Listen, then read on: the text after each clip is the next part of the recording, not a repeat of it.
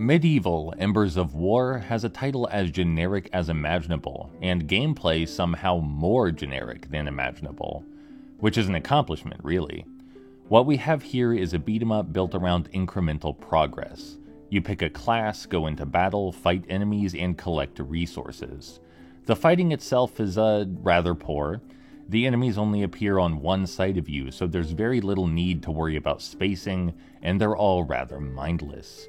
They just march straight towards you, and sometimes they fail to even connect their blows. It's all bad, all the way down, and there's nothing here to spice up the swordplay. But what about the other mechanics? It's not just about the combat, right? There are various classes and unlocks. Well, sure, technically, like you can unlock new classes, but all of them play worse than the spearmen, the most expensive characters included, so there's no incentive to bother. In a game about incremental progress, lacking any incentive to progress in the first place is pretty concerning.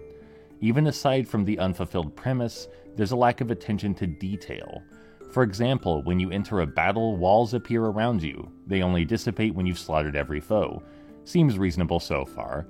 Except a chest also appears when you've killed everyone, just as the walls disappear, and the game doesn't inform you of that.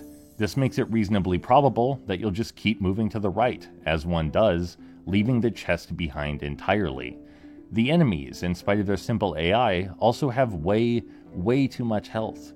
It isn't a challenge to kill them, sure, but it takes a long while regardless. And then there's this guy just T-posing. He's just T-posing. Maybe don't play Medieval Embers of War.